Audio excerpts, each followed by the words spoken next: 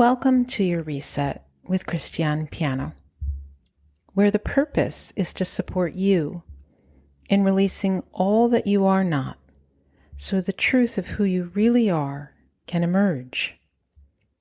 This is accomplished through working with the body-mind from an ontological perspective.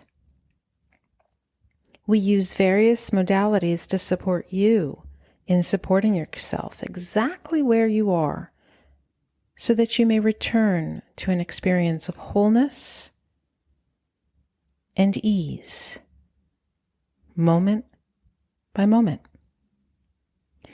Deep reflection is one of the greatest tools through which to do this. To take a moment, to pause, assess, reflect, and literally and figuratively reset, come back to center, and move back into your one and precious life with increased clarity and purpose.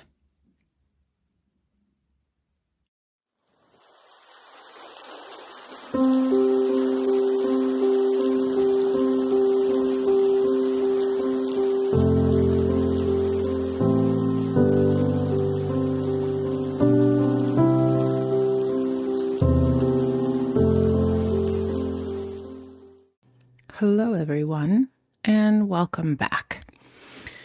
This is episode 103.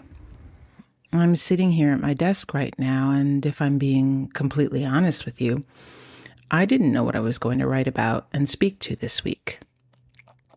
I felt that familiar heavy pull to just stay quiet. But I've learned that the only way through that silence is to simply start somewhere. So here I am. And here you are. Simply by pressing play, you've arrived, and now we can begin a reflection together.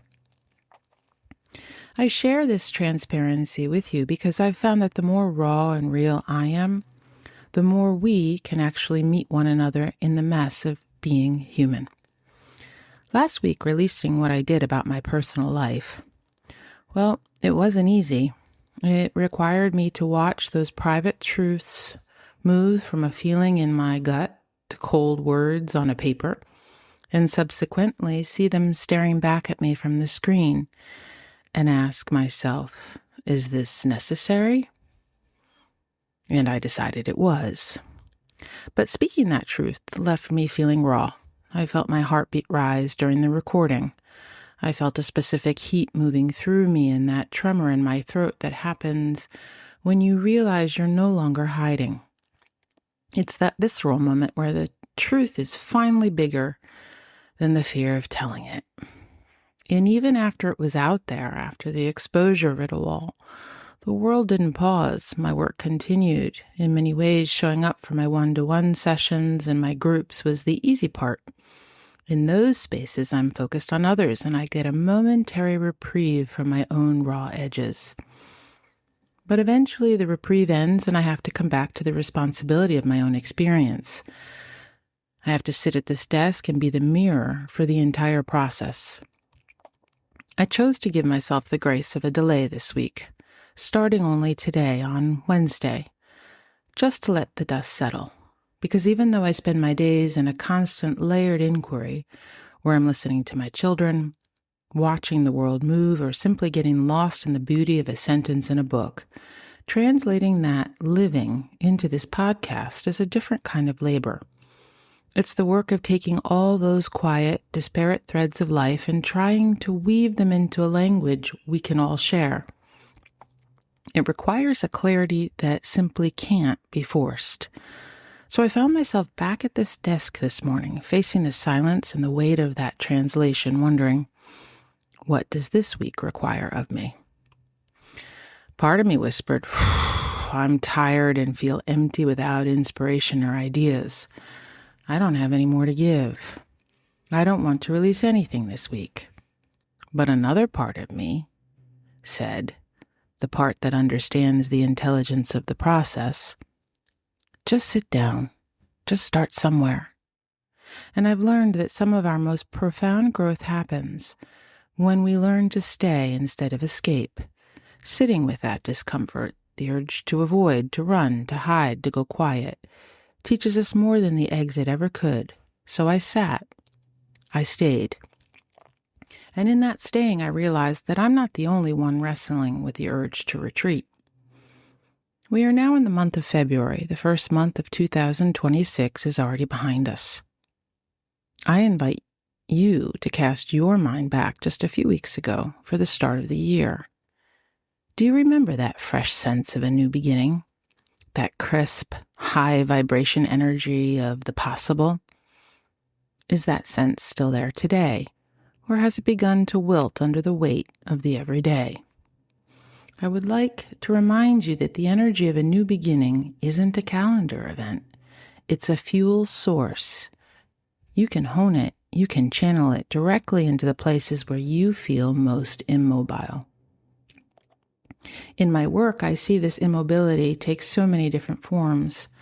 I see it in the creative weight of a book that is asking to be written, yet the pages remain blank. I see it in the physical stagnation of a home that needs clearing. I see it in the relational hesitation, the quiet heavy knowing that a partnership is no longer a match. Or perhaps it's the career pause, that moment where you know you've outgrown the role, but you haven't yet given yourself the radical permission to admit that the room has become too small. I now invite you to think for a moment about one area in your life where you feel stuck. Just one. Don't overthink it.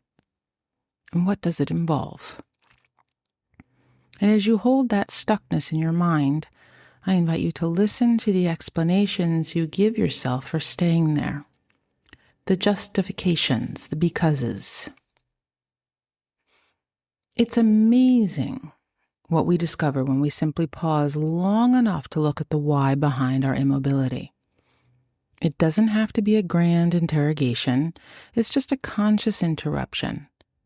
Because when we pause, we loosen the grip of an autopilot. We open a window, a tiny crack of possibility, where we might notice something about our own patterns that we've never seen before. For me, daily life has become a laboratory for this kind of noticing. But when I speak to growth here, it has a very particular flavor. It's not about fixing ourselves or simply getting older. It's about chosen maturation. You see, most of our lives are spent in a maturation that is essentially given to us. We follow the biological and cultural maps that are already laid out. But there is a point where that map ends, and we have to decide if we are going to remain where we are, or if we are going to consciously choose to grow further. This isn't just a philosophical idea. It's a reality that was observed deeply by the Swiss psychologist Jean Piaget. Often in life, we associate development simply with the years lived. We arrive at a certain age, perhaps 18 or 21, where we are considered full-grown adults. This is based on biological markers and societal legalities, when we can drive, drink, or marry. We look to Piaget's famous work, which mapped out how children move through distinct stages of intellectual growth, from basic sensory experiences to formal logic. Piaget's work was groundbreaking. It showed us that children aren't just small adults. They are active builders of their own knowledge. But what is fascinating, and what has created a massive blind spot in our culture, is that Piaget's map essentially stops at age 15. This has influenced a boundary in our minds. The idea that once we reach adulthood, the building is done. I invite you to consider, where has that definition of adulthood left us? In working with people, there seems to be this weight of responsibility that comes with adulthood. And in the weight of that responsibility, there is a loss of the magic of the world and our innate curiosity. Through living our lives, we can come to a place where we think we know. We think we know ourselves and how the world is. I now invite you to check in with your body right now. When you think of that weight of being a finished adult, of carrying the responsibility of your life? Where do you feel that in your body? Is it the heavy shoulders of a burden, a hardening of the jaw, a density in the chest? I'm simply inviting you to notice, because if you think you know, there is no room for the unknown. And what if that knowing is just an illusion? What if the possibility for development never actually ends? I invite you to consider a new frame, the second round. The first round of development is the one that is essentially handed to us. It's largely unconscious. It's about building the ego, meeting social expectations, and learning how to survive, learning how to be fine. But the second round, that is where the chosen maturation begins. That is the conscious choice. It isn't about fixing something that is wrong with you. It's about the realization that the you who showed up for the first few decades, the one who followed the rules and carried the weight, is only one version of the story. The second round is about unlearning. It's about infusing your daily life, your cooking, your music, your silence, with a deeper layer of awareness. It's about giving yourself permission to outgrow what you have always known to be true. In our last 2 episodes, we spoke about the permission to dream. Often because of our age, we assume the time for dreaming is over, that adulthood is only about responsibility. But what if development isn't a destination we reach at 21 or 50? What if it is a lifelong process of becoming? But how do we stay in that process?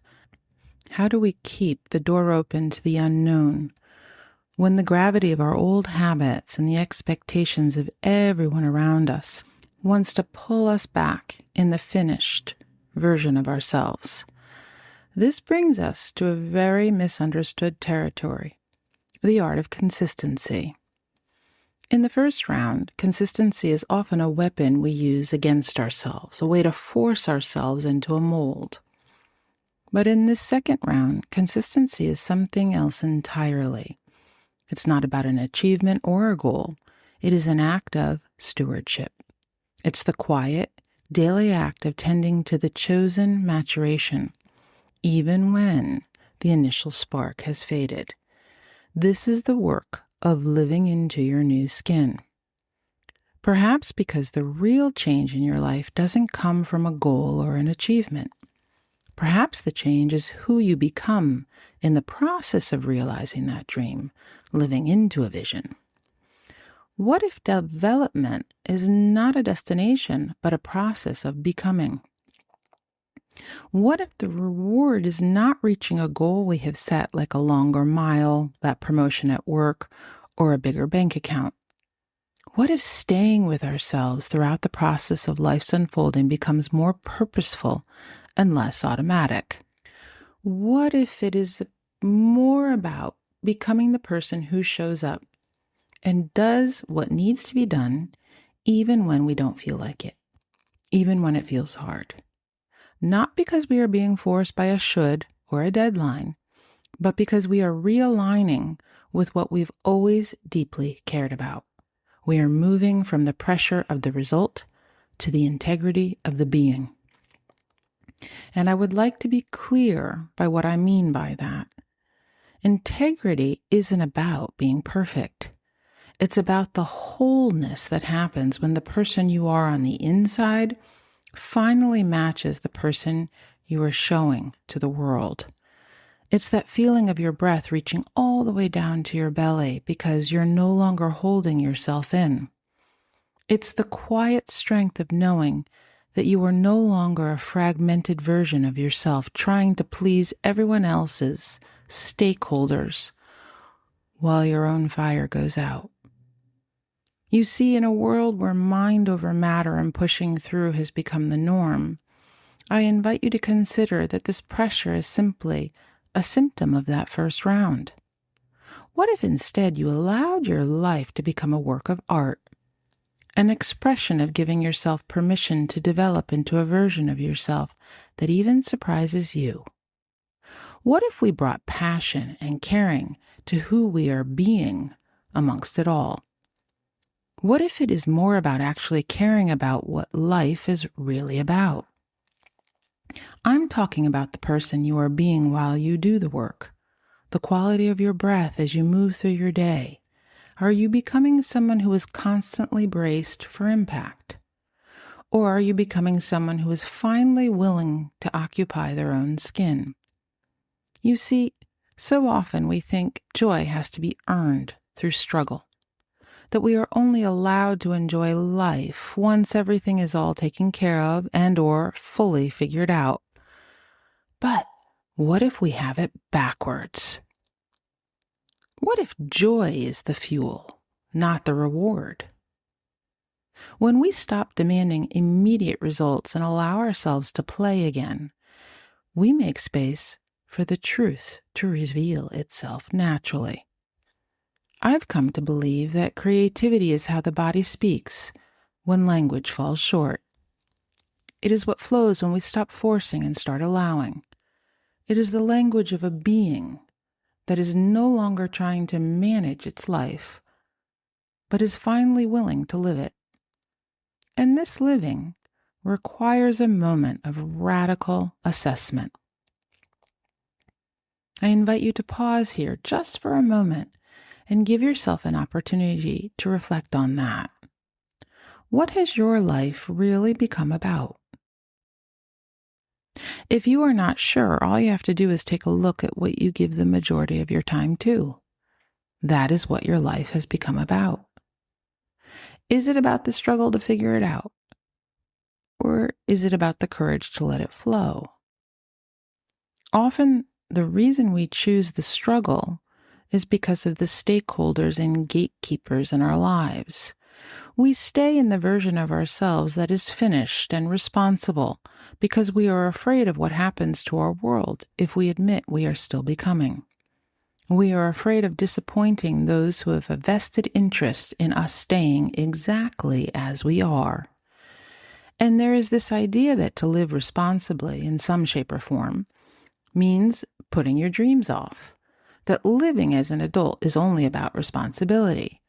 But in the weight of that responsibility, in the living of the have-tos rather than the want-tos, what gets lost? I've realized that what gets lost is us. We lose our connection to the inner wisdom that comes from our bodies. We trade our visceral power for a sense of safety that is in the end an illusion. So how do we stop making that trade? How do we reclaim that power? It begins with a fundamental shift in your relationship to permission. In our first round, we are conditioned to look outside of ourselves for a nod of approval. We learn early on to look to authority figures, parents, teachers, various systems, to tell us we are on the right track. We become experts at looking for the green light from everyone else, while our own internal signal is flashing red. But as we move toward maturation, we have to resolve this. We have to outgrow the need for others to qualify our existence. I see this so often in the laboratory of life. I see professionals who, despite their expertise, still approach their leadership as if they are students asking a teacher for a hall pass rather than presenting a strategic proposal. I see it in partnerships where a dream or a desire is presented as a request for allowance rather than a conversation between two equals about how to steward the resources of a shared life. I invite you to look at the power dynamics in your own life, the quiet, often unconscious ways you might still be waiting for a yes. Notice if you have slipped into a pattern of treating the people in your life, your boss, your partner, even your colleagues, as gatekeepers rather than stakeholders. This is particularly sensitive when one person in the home does not receive a formal paycheck. If that is you, I invite you to look at that invisible value you contribute. Your organizational, emotional, and domestic work is the very foundation the household stands upon. And yet, because the world tends to only value what can be measured by a number or a financial girth, we often internalize that bias. We start to believe that because we aren't bringing in the money, we have lost the right to have a vision for ourselves. We spoke about this world's yardstick in episode 102. The idea that if it isn't productive in a financial sense, it has no worth. So I invite you to go back and listen to that if you haven't, because when we wait for a yes based on a financial transaction, we are essentially putting our development on hold.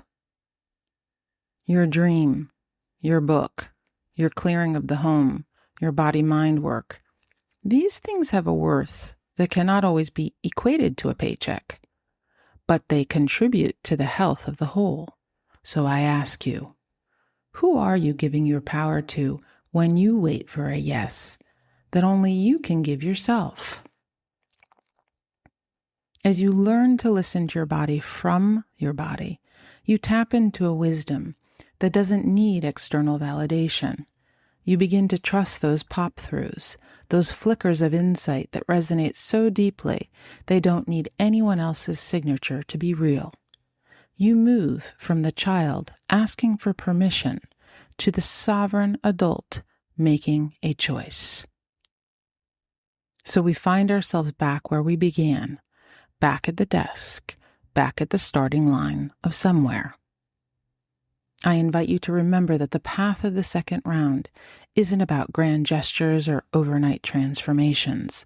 It's about the quiet, daily decision to stay in the room with yourself, to be the one who notices the because and chooses to move anyway, to be the one who stops asking for a hall pass and starts owning the vision. As you move through this month of February, I invite you to keep a lookout for those pop-throughs. Don't dismiss them because they don't have a price tag or a yes from someone else attached to them. They are the breadcrumbs of your own maturation. The world doesn't need more people who have it all figured out.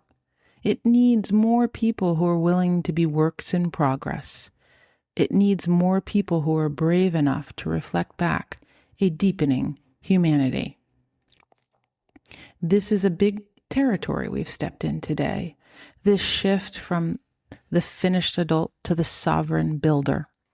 And next week, I want to take this even deeper. We're going to look at the forces that tried to build our lives for us, the digital vacuum, and how we protect the fullness of our curiosity in a world that thrives on our emptiness. Thank you for starting somewhere with me today. It wasn't easy to sit down at this desk this morning with all that resistance, but I am so glad I stayed, and I am so glad you stayed too. I'm Christiane Piano, and this has been your Reset Reflections. May you continue to trust your own unfolding, and as always, may you continue to take baby steps.